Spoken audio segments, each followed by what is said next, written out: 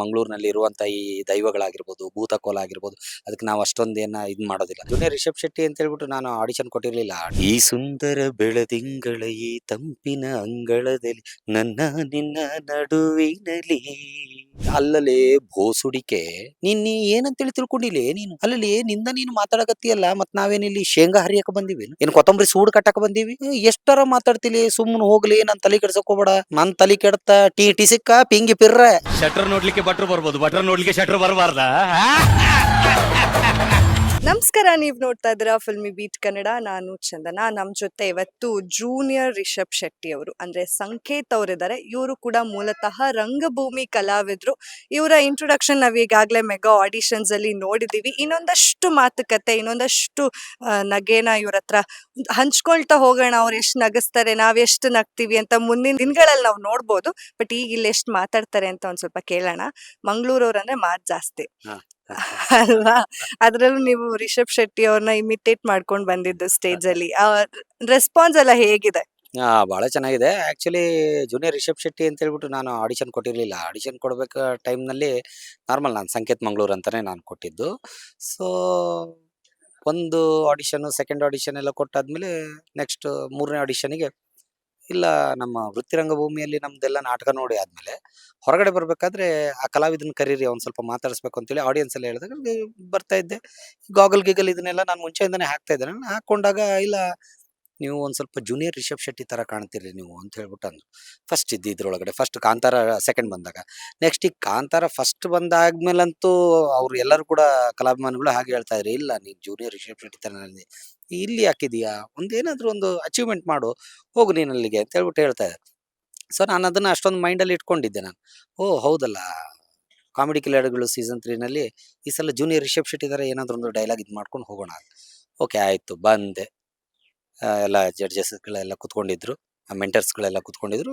ಅದೇ ನಮ್ಮನ್ನ ನೋಡ್ಲಿಕ್ಕೆ ನೀವು ಬರ್ಬೋದು, ನಿಮ್ಮನ್ನ ನೋಡ್ಲಿಕ್ಕೆ ನಾವು ಬರಬಾರ್ದಾ ಅಂತ ಹೇಳ್ಬಿಟ್ಟು ಅಂದೆ ನಾನು. ಅವ್ರಿಗೆ ಅಲ್ಲಿಗೆ ಮೈಂಡ್ ಅಲ್ಲಿ ಪ್ರಿಂಟ್ ಆಯ್ತು. ಸೇಮ್ ವಾಯ್ಸ್ ಅನ್ಸುತ್ತೆ sir ಕೇಳಿದ್ರೆ. ಆ, ಅದಕ್ಕೆ ಆಮೇಲೆ ಏನಾದ್ರು ಕಾಮಿಡಿ ಇದನ್ನ ಹಾಕೊಳ್ಬೇಕು. ಆಯ್ತು, ಕಿಶೋರ್ ಸರ್ ಅವರೊಂದು ಡೈಲಾಗ್ ಹೇಳ್ತಾರೆ, ಆ, ನೀವು ಇದೇ ರೀತಿಯಾಗಿ ನಡ್ಕೊಳ್ತಾ ಹೋದ್ರೆ ಆದಷ್ಟು ಬೇಗ ನಿಮ್ಮ ಆಚಾರ ವಿಚಾರ ಆಡಂಬರಗಳನ್ನೆಲ್ಲ ಬಂದ್ ಮಾಡಿಸ್ಬೇಕಾಗ್ತದೆ. ನಿನ್ನ ಅಪ್ಪನಿಗೆ ಹುಟ್ಟಿದವನಾದ್ರೆ ಬಂದ್ ಮಾಡ್ಸ, ಇಲ್ಲಿಂದ ಜೀವಂತ ಹೇಗೆ ಹೋಗ್ತೇನೆ ನಾನು ನೋಡ್ತೇನೆ ಅಂತೇಳಿ ಡೈಲಾಗ್. ಇದನ್ನ ಆಯ್ತು, ಅದೇ ಶೈಲಿಯಲ್ಲಿ ಹೇಳಿದ್ರೆ ಹೇಗಿದ್ರು ಹೇಳಿದಾರೆ. ಓಕೆ, ಆದ್ರೆ ಇದನ್ನು ಉತ್ತರ ಕರ್ನಾಟಕ ಶೈಲಿಯಲ್ಲಿ ಕಾಂತಾರ ಭಾಗ 3 ಮಾಡ್ತಾ ಇದ್ದೇನೆ, ಇದನ್ನು ಉತ್ತರ ಕರ್ನಾಟಕ ಶೈಲಿಯಲ್ಲಿ ಹೇಳಿದ್ರೆ ಹೇಗಾಗ್ತದೆ ಅಂತ ಹೇಳ್ಬಿಟ್ಟು ಅದನ್ನ ಸೊ ತಗೊಂಡೆ. ಅದಕ್ಕೆ ಉತ್ತರ ಕರ್ನಾಟಕ ಶೈಲಿಯಲ್ಲಿ ಹೇಳಿದ್ರೆ ಹೇಗುತ್ತೆ. ಅಲ್ಲಲೇ ಬೋಸುಡಿಕೆ ನೀನ್ ಏನಂತೇಳಿ ತಿಳ್ಕೊಂಡಿಲ್ಲೇ ನೀನು. ಅಲ್ಲಲ್ಲಿ ನಿಂದ ನೀನು ಮಾತಾಡಕತ್ತಿಯಲ್ಲ, ಮತ್ ನಾವೇನಿಲ್ಲಿ ಶೇಂಗಾ ಹರಿಯಕ ಬಂದಿವಿ ಏನ್ ಕೊತ್ತಂಬರಿ ಸೂಡ್ ಕಟ್ಟಕ ಬಂದೀವಿ? ಎಷ್ಟರ ಮಾತಾಡ್ತಿಲಿ, ಸುಮ್ಮನೆ ಹೋಗ್ಲಿ, ನನ್ ತಲೆ ಕೆಡ್ಸಕ್ ಹೋಗ್ಬೇಡ. ನನ್ ತಲೆ ಕೆಡ್ತ ಟಿ ಸಿಕ್ಕ ಪಿಂಗಿ ಪಿರ್ರ ಅಂತ ಹೇಳ್ಬಿಟ್ಟು ಡೈಲಾಗ್ಸ್ ಅನ್ನ ಹೇಳ್ದೆ. ಅದು ಎಲ್ಲರಿಗೂ ಕೂಡ ಲೈಕ್ ಆಯ್ತು. ನಾನು ಅನ್ಕೊಂಡಿರ್ಲಿಲ್ಲ ಕಾಮಿಡಿ ಕಿಲಾಡಿಗಳು ಸೀಸನ್ 5ಗೆ ಸೆಲೆಕ್ಷನ್ ಆಗಿದೆ ಅಂತೇಳಿ ಫೋನ್ ಬಂತು. ಓಕೆ ಆಯ್ತು. ಸೊ ಆದ್ರೆ ನಂದು ಎಂಟ್ರಿಯನ್ನ ಈ ರೀತಿಯಾಗಿ ರಿಷಬ್ ಶೆಟ್ಟಿ ಅವ್ರ ತರನೇ ಎಂಟ್ರಿ ಕೊಡ್ತಾರೆ ಅಂತ ಹೇಳ್ಬಿಟ್ಟು ದೇವರಾಣೆಗೂ ಕೂಡ ಅದೇ ಅನ್ಕೊಂಡಿರ್ಲಿಲ್ಲ. black shirt, ಯಾ ಪಂಚೆ. Same to same black shirt ಪಂಚೆ ಅದೆಲ್ಲ ಹಾಕಿ ಎಂಟ್ರಿ ಕೊಡ್ತಾ ಇದ್ದಾರೆ. ನನಗೆ ಫಸ್ಟ್ ಅದು ಗೊತ್ತೇ ಇರ್ಲಿಲ್ಲ. ಸೊ ಆಮೇಲೆ ರಿಹರ್ಸಲ್ ಟೈಮ್ ನಲ್ಲಿ ಇಲ್ಲ, ನಿಮ್ ನಾವು ಈ ರೀತಿಯಾಗಿ ಎಂಟ್ರಿ ಕೊಡಿಸ್ತೀವಿ ಅಂತಂದಾಗ ಒಂದ್ ರೀತಿ ಶಾಕ್ ಆಗೋಯ್ತು. ನನ್ಗೆ ಒಂದ್ ಸ್ವಲ್ಪ ಮನಸ್ಸಿನಲ್ಲಿ ತಳಮಳ ಇತ್ತು. ಓ ಮೈ ಗಾಡ್, ಅಕಸ್ಮಾತ್ ಏನಾದ್ರು ಇದನ್ನ ರಿಷಬ್ ಶೆಟ್ಟಿ ಅವ್ರು ನೋಡ್ಬಿಟ್ರು ಅಂತಂದ್ರೆ ನಂದು ಕತೆ ಅಷ್ಟೇ ಏನು. ಯಾಕಂತಂದ್ರೆ ನಾನು ಉತ್ತರ ಕರ್ನಾಟಕ ಶೈಲಿಯಲ್ಲಿ ಕಾಂತಾರ ಭಾಗ 3 ಮಾಡ್ತಾ ಇದ್ದೀನಿ. ಯಾಕಂದ್ರೆ ನಿಮ್ಗೆಲ್ಲ ಗೊತ್ತೇ ಇದೆ, ಈಗ ಆ ಕಡೆ ನಮ್ಮ ಮಂಗಳೂರಿನಲ್ಲಿ ಇರುವಂತ ಈ ದೈವಗಳಾಗಿರ್ಬೋದು, ಭೂತಕೋಲ ಆಗಿರ್ಬೋದು, ಅದಕ್ಕೆ ನಾವು ಅಷ್ಟೊಂದೇನ ಇದ್ ಮಾಡೋದಿಲ್ಲ. ಓಕೆ, ನಾನೇ ಒಂದು ಅವಾಗ ಮೆಂಟರ್ಸ್ಗಳೆಲ್ಲ ನನಗೆ ಹೇಳಿದ್ರು, ಇಲ್ಲ ಈ ರೀತಿಯಾದಂತ ಒಂದು ವೇನಲ್ಲಿ ಇದನ್ನ ಪ್ರಸ್ತುತಪಡಿಸು, ಅವಾಗ ಯಾವ್ದು ಕೂಡ ನಿನ್ ಪ್ರಾಬ್ಲಮ್ ಆಗೋದಿಲ್ಲ ಅಂತಂದ್ರು. ಓಕೆ ಆಯ್ತು ಅಂತ ಹೇಳ್ಬಿಟ್ಟು ಎಂಟ್ರಿ ಟೈಮ್ ನಲ್ಲಿ 4 ಜನ ಬೌನ್ಸರ್ಗಳು, ಅವ್ರ ಮಧ್ಯದಲ್ಲಿ ನಾನು, ತಾರಾ ಮೇಡಮ್ ಅವರು, ಜಗ್ಗೇಶ್ ಸರ್ ಅವರು, ಓ ರಿಷಬ್ ಶೆಟ್ರು ಕಾಮಿಡಿ ಕಿಲಾಡಿಗಳಿಗೆ ಎಂಟ್ರಿ ಕೊಟ್ಟಿದ್ದಾರೆ ಅಂತ ಎಲ್ಲರ ಕಣ್ಣಲ್ಲೂ ಕೂಡ ಅದೇ ಇದ್ದಿದ್ದು. ನನ್ನ ಎಂಟ್ರಿ ನನ್ನನ್ನು ಯಾರು ಕೂಡ ತೋರಿಸೇ ಇರಲಿಲ್ಲ. ಆಕ್ಚುಲಿ ನನ್ನನ್ನು ಫುಲ್ ಸಪ್ರೇಟ್ ಆಗೇ ಇಟ್ಟಿದ್ರು ರೂಮ್ ನಲ್ಲಿ, ನೀ ಯಾರಿಗೂ ಕೂಡ ಕಾಣಿಸ್ಕೊಳ್ಬೇಡ, ಒಳಗಡೆನೆ ಇರು ಅಂತೇಳಿ ಜಡ್ಜಸ್ ಕಣ್ಣಿಗೆ. ಓಕೆ ಆಯ್ತು, ಎಂಟ್ರಿ ಕೊಟ್ಟೆ. ತಾರಮ್ಮ ಅವ್ರು ಫುಲ್ ಶಾಕ್ ಆಗ್ಬಿಟ್ರು. ರಿಷಬ್ ಬಂದ ಅಂತ ಹೇಳ್ಬಿಟ್ಟು ಹೇಳಿದಾರೆ ಅವ್ರ ಅದ್ರೊಳಗೆ, ರಿಷಬ್ ಬಂದ ಅಂತ.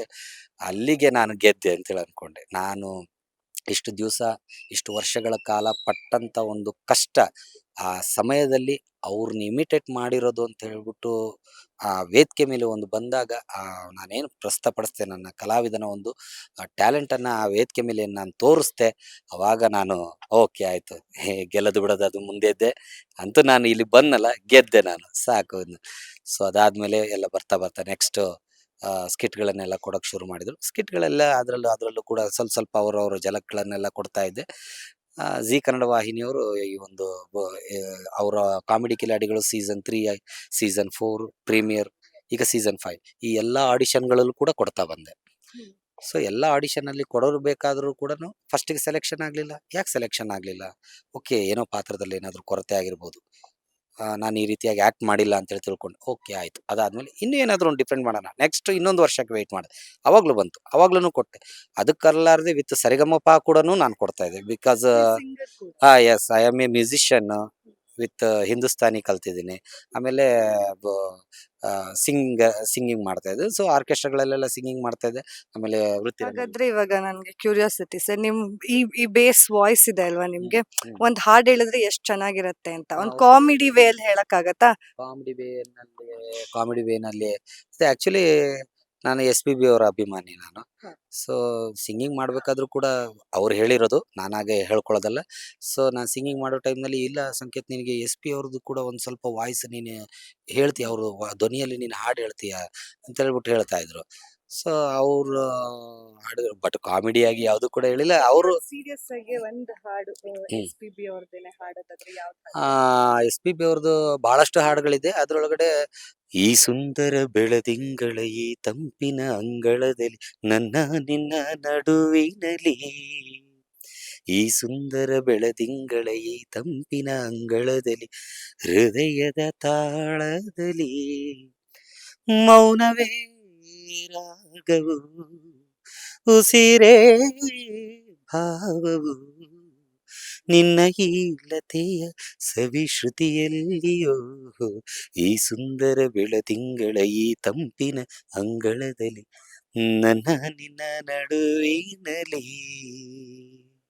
ಆಕ್ಚುಲಿ ನನ್ ಮನ್ಸಲ್ಲೂ ಇದೆ ಹಾಡು ಬಂದಿತ್ತು, ಇದನ್ನೇ ಕೇಳಬಹುದು ಅಂತ. ನೀವು ಅದೇ ಟೈಮಿಗೆ ಅದೇ ಹೇಳಿದ್ರಿ, ಅಂದ್ರೆ ಅಮೃತವರ್ಷಿಣಿ ಸಿನಿಮಾ ಹಾಡುಗಳು ಅಷ್ಟು ಚೆನ್ನಾಗಿದೆ ಅಂತ. ಇನ್ನ ಕಾಮಿಡಿ ಕಿಲಾಡಿಗಳು ಈಗ ಪ್ರಿಪ್ರೇಷನ್ಸ್ ಹೇಗೆ ನಡೀತಾ ಇದೆ? ಮೆಂಟರ್ಸ್ಗಳು ಎಷ್ಟು ಟಾರ್ಚರ್ ಕೊಡ್ತಾ ಇದಾರೆ ಅಂತ? ಟಾರ್ಚರ್ ಅನ್ನೋದಕ್ಕೇನಿಲ್ಲ. ಅದು ಆಕ್ಚುಲಿ ಟಾರ್ಚರ್ ಅಂತ ನಾವು ಹೇಳಕ್ಕಾಗೋದಿಲ್ಲ. ಯಾಕಂದ್ರೆ ಸ್ಟ್ರಿಕ್ಟ್ ಅಂತಂದ್ರೆ ಅವ್ರದ್ದೇ ಆದಂತ ಒಂದು ಚೌಕಟ್ಟಿದೆ. ಆ ಚೌಕಟ್ಟಿನಲ್ಲಿ ಕಲಾವಿದ ಅದೇ ರೀತಿಯಾಗಿ ಅಭಿನಯಿಸಬೇಕು. ನಮ್ಮ ರಂಗಭೂಮಿಯಲ್ಲಿ ಯಾವ ರೀತಿ ಇರುತ್ತೆ ಅಂತಂದ್ರೆ, ವೃತ್ತಿ ರಂಗಭೂಮಿಯಲ್ಲಿ ಆ ನಮ್ಮಲ್ಲಿ 3 ಮೈಕ್ ನಾವು ಸ್ಟೇಜಲ್ಲಿ ಇಟ್ಟಿರ್ತೀವಿ. ಆ 3 ಮೈಕ್ ಎದುರುಗಡೆನೆ ನಾವು ಬರಬೇಕು, ಡ್ಯಾನ್ಸ್ ಮಾಡಬೇಕು. ನಂದು ಓಕೆ, ನಮ್ದು ಅಭಿನಯವನ್ನ ತೋರಿಸ್ಬೇಕು. ಅದಾದ್ಮೇಲೆ ನಾವು ಒಳಗಡೆ ಹೋದ್ವಿ ಅಂತಂದ್ರೆ ಮುಗೀತು, ಮತ್ತೇನಿಲ್ಲ. ಮತ್ತೆ ಅದೇ ಅಭಿನಯಕ್ಕನೇ ಬರಬೇಕು. 3 ಮೈಕೆ ನಮಗೆ ಫಿಕ್ಸ್ ಅಲ್ಲಿ. ಇಲ್ಲಿ ಬಂದಾದ್ಮೇಲೆ ನಮಗೆ ಕಾಲರ್ ಮೈಕ್ ಕೊಡ್ತಾರೆ. ಸೊ ಆ ಮೈಕ್ನಲ್ಲಿ ನಾವು ಇಡೀ ವೇದಿಕೆಯನ್ನ ನಾವು ಇದು ಮಾಡ್ಕೊಳ್ಳೋ, ಅಲ್ಲಿ ಹಾಗಿರೋದಿಲ್ಲ. ಬರೀ ಒಂದು ಅದು ಅಲ್ಲೊಂದು ಚೌಕಟ್ಟೆ ಬೇರೆ ಇರುತ್ತೆ. ಅಷ್ಟರ ಒಳಗಡೆನೆ ನಾವು, ಇಲ್ಲಿ ಹಾಗಲ್ಲ, ಇಡೀ ಸ್ಟೇಜನ್ನು ನಾವು ಉಪಯೋಗ ಮಾಡ್ಕೋಬೇಕು. ಅದನ್ನ ಫಸ್ಟ್ ಹೇಳ್ಕೊಡ್ತಾರೆ. ಸೊ ಅದನ್ನೇ ಹೇಳ್ಕೊಡೋದ್ರೊಂದಿಗೆ ಎಕ್ಸಸೈಸ್ ಆಗಿರ್ಬೋದು, ಬಾಡಿ ಲ್ಯಾಂಗ್ವೇಜ್ ಆಗಿರ್ಬೋದು, ಫೇಸ್ ರಿಯಾಕ್ಷನ್ ಆಗಿರ್ಬೋದು, ಈ ನವರಸಗಳನ್ನು ಕೂಡ ತೋರಿಸುವಂಥ ಒಂದು ಅಭಿನಯಗಳು ಬೇಕು ವೇದಿಕೆ ಮೇಲೆ. ಸೊ ಕಾಮಿಡಿ ಮಾಡೋದು ಅಷ್ಟು ಸುಲಭ ಅಲ್ಲ, ನಿಮಗೆಲ್ಲ ಗೊತ್ತಿದ್ದೇ ಇದೆ. ಕಾಮಿಡಿ ಮಾಡೋದು ಅಷ್ಟೊಂದು ಸುಲಭ ಅಲ್ಲ. ಆದರೆ ಕಾಮಿಡಿ ಮಾಡೋ ಸಮಯದಲ್ಲಿ ಇಡೀ ಬಾಡಿ ಲ್ಯಾಂಗ್ವೇಜ್ ಕೂಡ ಗೊತ್ತಾಗಬೇಕು ಜನಗಳಿಗೆ. ಆ ರೀತಿಯಾದಂಥದ್ದನ್ನೆಲ್ಲ ನಮ್ಗೆ ಟ್ರೈನಿಂಗ್ ಕೊಟ್ಟರು. ಫಸ್ಟಿಗೆ ಬಂದಾಗ ನಮಗೆ ಎಲ್ಲ ಕಂಟೆಸ್ಟೆಂಟ್ಗಳು ಇದನ್ನ ಹೇಳ್ತಾ ಇದ್ರು, ವೃತ್ತಿ ರಂಗಭೂಮಿಯಿಂದ ಬಂದಿದ್ದಾರೆ, ಅವ್ರೇನ್ರಿ ಸುರಳಿತವಾಗಿ ಮಾಡ್ಬಿಡ್ತಾರೆ, ಆರಾಮ ಮಾಡ್ತಾರೆ ಅಂತೇಳಿ. ನಿಜವಾಗ್ಲೂ ಇಲ್ಲ. ಅಲ್ಲಿ ಏನ್ ನಾವು ಕಲ್ತಿಲ್ವೋ ಅದನ್ನ ಇಲ್ಲಿ ನಮಗೆ ಕಲಿಸ್ತಾ ಇದ್ದಾರೆ ಮೆಂಟರ್ಸ್ ಎಲ್ಲರೂ ಕೂಡ. ಕ್ಲೀನಾಗಿ ನೀನು ಇದೇ ರೀತಿಯಾಗಿ ಮಾಡಬೇಕು, ಇದೇ ರೀತಿಯಾಗಿ ರಿಯಾಕ್ಷನ್ ಕೊಡಬೇಕು. ಸ್ವಲ್ಪ ರಿಯಾಕ್ಷನ್ ತಪ್ಪಿದ್ರು ಕೂಡ ಗೊತ್ತಾಗ್ಬಿಡುತ್ತೆ ಕ್ಯಾಮ್ರಾದಲ್ಲಿ. ಸೊ ನೀನು ಕರೆಕ್ಟಾಗಿ ಅಭಿನಯ ಮಾಡಬೇಕು. ಒಂದು ಕೂಡ ಚಾಚು ತಪ್ಪದೆ ರೀತಿಯಲ್ಲಿ ಡೈಲಾಗ್ಸ್ಗಳನ್ನು ಹೇಳೋದ್ರೊಂದಿಗೆ ಇಡೀ ನಿನ್ನ ಹಾವಭಾವಗಳು ಕೂಡ ಬೇಕು. ಅದನ್ನ ಅವರು ನಮ್ಗಿಲ್ಲಿ ಕಲಿಸ್ತಾ ಇದ್ದಾರೆ. ಅವ್ರದ್ದು ಟಾರ್ಚರ್ ಅಂತ ಏನಿಲ್ಲ, ನಾವು ಕಲಿಲಾರದ ಕೆಲವೊಂದು ವಿಷಯಗಳನ್ನ ಅವ್ರು ನಮಗೆ ಕಲಿಸ್ತಾ ಇದ್ದಾರೆ ವೃತ್ತಿ ರಂಗಭೂಮಿಯಲ್ಲಿ. ಯಾಕಂತಂದ್ರೆ ಮೇರು ನಟರಿದ್ದಾರೆ ಇಲ್ಲಿ. ಹಾಗಾಗಿ ಡೈರೆಕ್ಷನ್ ಡಿಪಾರ್ಟ್ಮೆಂಟ್ನಲ್ಲಿ ನಾನಂದ್ರೆ ನಮ್ಮ ಅಪ್ಪನ ಥರ ಇದ್ದಾರೆ. ಅವ್ರುಗಳೆಲ್ಲ ಬಂದು ನಮ್ಗೆ ಹೇಳ್ಕೊಡ್ತಾ ಇದ್ದಾರೆ ಅಂತಂದ್ರೆ, ಓಕೆ, ನಾವು ಇದನ್ನ ಕಲ್ತೇ ಇಲ್ಲ, ನಮ್ಗೆ ಗೊತ್ತೇ ಇಲ್ಲ ಇದನ್ನ, ಸರ್ ಅವರೆಲ್ಲ ಹೇಳ್ಕೊಡ್ತಾ ಇದ್ದಾರೆ, ಓಕೆ ಇದನ್ನ ಕಲಿಬೇಕಲ್ಲ. ಈಗ ನಮ್ಗೆ ಬೇಸಿಕ್ಕಿಂದ ನಾವೀಗೇನು ಹುಟ್ತಾ ಇದೀವಿ, ಅಮ್ಮ ಅನ್ನೋದಿನ್ನೇನು ನಾವು ಬಾಯಿಂದ ಬಂದಿಲ್ಲ. ಒಂದು ಮಗು ಅಮ್ಮ ಅನ್ನೋದು ಹೇಗೆ ಅಂತ ಹೇಳ್ಬಿಟ್ಟು ಕಲಿಸ್ತಾ ಇದ್ದಾರೆ. ಅದನ್ನ ಬಹಳ ಸಂತೋಷವಾಗಿ ನಾವು ಸ್ವೀಕಾರ ಮಾಡಿದೀವಿ. ಅದು ಬಿಟ್ರೆ ಟಾರ್ಚರ್ ಅನ್ನೋದು ಆಕ್ಚುಲಿ ಏನೂ ಇಲ್ಲ. ಇನ್ನೊಂದು ಭಯ ಇರುತ್ತೆ.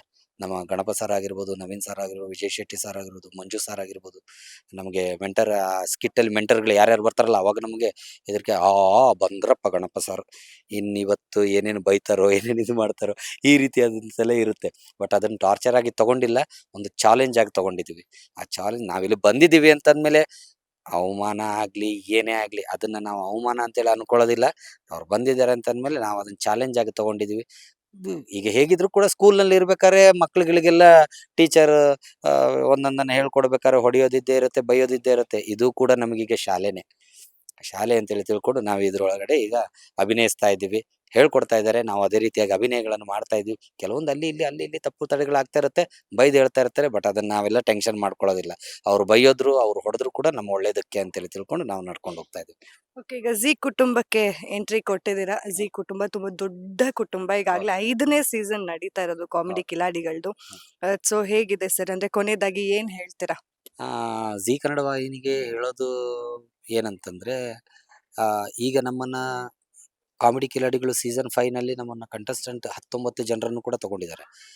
19 ಜನರಲ್ಲೂ ಕೂಡ ಒಬ್ಬೊಬ್ಬರಲ್ಲಿ ಒಂದೊಂದಾದ ಟ್ಯಾಲೆಂಟ್‌ಗಳನ್ನ ಜನಗಳಿಗೆ ತೋರಿಸ್ತಾ ಇದ್ದಾರೆ. ಅದರಲ್ಲಿ ಇನ್ಕ್ಲೂಡಿಂಗ್ ಮೀ. ಜನಗಳಿಗೆ ತೋರ್ಪಡ್ತಾ ಇದ್ದಾರೆ. ಜನಗಳು ಎಲ್ಲರೂ ಕೂಡ ಅದರಿಂದ ನಮ್ಗೆ ಒಳ್ಳೊಳ್ಳೆ ಕಮೆಂಟ್ಸ್‌ಗಳು ಬರ್ತಾ ಇದೆ. ಚೆನ್ನಾಗ್ ಮಾಡ್ತಾ ಇದ್ದಾನೆ, ಆ ಹುಡುಗ ಚೆನ್ನಾಗ್ ಮಾಡ್ತಾನೆ, ಈ ಹುಡುಗಿ ಚೆನ್ನಾಗ್ ಮಾಡ್ತಾ ಇದ್ದಾಳೆ ಅಂತ ಹೇಳ್ಬಿಟ್ಟು ಎಲ್ಲರಿಂದ ಒಳ್ಳೆ ಕಮೆಂಟ್ಸ್ ಬರ್ತಾ ಇದೆ. ಇದು ಇದೇ ರೀತಿಯಾಗಿ ಮುಂದುವರಿಸ್ಕೊಂಡು ಹೋಗ್ಬೇಕು ಅಂತೇಳಿ ನಮ್ಮ ಮನಸ್ಸಿನಲ್ಲಿದೆ. ಹಾಗೆ ನಮಗೆ ಎಲ್ಲ 19 ಜನ ಕಂಟೆಸ್ಟೆಂಟ್‌ಗಳಿಗೂ ಕೂಡ ಲಕ್ಷಾನುಗಟ್ಲೆ ಕೊಟ್ಟಿದ್ದಾರೆ ಎಲ್ಲ ಕಂಟೆಸ್ಟೆಂಟ್‌ಗಳು. ಬಹಳಷ್ಟು ಜನ ಇದಕ್ಕೆ ಬಂದಿದ್ದಾರೆ. ಬಟ್ ಆದರೆ 19 ಜನರಲ್ಲಿ ಸೆಲೆಕ್ಷನ್ ನಾನು ಕೂಡ ಆಗಿದ್ದೀನಿ ಅನ್ನೋ ಸಂತೋಷ ಇದೆ. ಅವ್ರು ನಮ್ಮನ್ನ ಒಳ್ಳೆ ರೀತಿಯಿಂದಾಗಿ ಬೆಳೆಸ್ತಾ ಇದ್ದಾರೆ. ಅದಕ್ಕೆ ಕಾರಣನೇ ಈಗ ನೀವು ಬಂದಿರೋದು. ಯಾಕಂತಂದ್ರೆ ಈಗ ನಾವು ಆ ರೀತಿಯಾಗಿ ಎಲ್ಲ ಅಭಿನಯಗಳನ್ನು ಮಾಡಿದಾಗ ಇಲ್ಲ ಅವ್ರಿಗೂ ನಮ್ಮನ್ನ ಬಂದು ಈ ರೀತಿಯಾಗಿ ನೀವು ಇಂಟರ್ವ್ಯೂ ಮಾಡ್ತಾ ಇದ್ದೀರಾ, ಸಂತೋಷ ಆಗ್ತಾ ಇದೆ. ಯಾಕಂದ್ರೆ ನಮ್ದಿದು ಫಸ್ಟ್ ಇಂಟರ್ವ್ಯೂ ನಮ್ದಿದು. ಫಸ್ಟ್ ಇಂಟರ್ವ್ಯೂ ನಾವು ಬರ್ತಾ ಇದೀವಲ್ಲ ಅಂತೇಳಿ ಒಂದು ಸಂತೋಷ ಆಯ್ತು ನಮಗೆ. ಅವ್ರನ್ನೆಲ್ಲ ಇವ್ರನ್ನೆಲ್ಲ ನೋಡ್ತಾ ಇದ್ವಿ ನಾವು ಇಂಟರ್ವ್ಯೂನಲ್ಲಿ. ನಮ್ದು ಇದೇ ರೀತಿಯಾಗಿ ಇಂಟರ್ವ್ಯೂ ಆಗ್ಬೇಕಲ್ಲ, ಹಿಂಗಾಗ್ಬೇಕಲ್ಲ, ಹಂಗಾಗ್ಬೇಕಲ್ಲ, ಜನ ಎಲ್ಲ ನೋಡ್ಬೇಕಲ್ಲ. ನಿಜವಾಗ್ಲೂ ಕೂಡ ತಿಲಕ್ ಅವ್ರಿಗೆ ನಿಜವಾಗ್ಲೂ ಕೂಡ ನಾ ಥ್ಯಾಂಕ್ಸ್ ಹೇಳ್ತಾ ಇದ್ದೀನಿ. ತಿಲಕ್ ಅವ್ರ ಜೊತೆಯಲ್ಲಿ ಕೂಡ ಹಾಗೂ ನಿಮಗೂ ಕೂಡ ನಿಮ್ಮ ವಾಹಿನಿಯವ್ರಿಗೂ ಕೂಡ ಹಾಗೂ ಜೀ ಕನ್ನಡಕ್ಕೂ ಕೂಡ ನಾನು ಅನಂತ ಧನ್ಯವಾದಗಳನ್ನು ತಿಳಿಸ್ತಾ ಇದ್ದೀನಿ. ಒಂದು ಜೂನಿಯರ್ ರಿಷಬ್ ಶೆಟ್ಟಿ ಅಂತ ಹೇಳ್ಬಿಟ್ಟು ನನಗೊಂದು ಟೈಟಲ್ ಅನ್ನು ಕೊಟ್ಟಿದ್ದೀರಾ. ಆ ಟೈಟಲ್ ಜೊತೆಲಿ ಸಂಕೇತ್ ಜೆ ಮಂಗಳೂರು ಇನ್ನು ಮುಂದೆ ಅದನ್ನ ನೆರವೇರಿಸ್ಕೊಂಡು ನಡೆಸ್ಕೊಂಡು ಹೋಗ್ತಾನೆ ಅಂತ ಹೇಳ್ಬಿಟ್ಟು ಹೇಳೋದಕ್ಕೆ ಇಷ್ಟಪಡ್ತೀನಿ.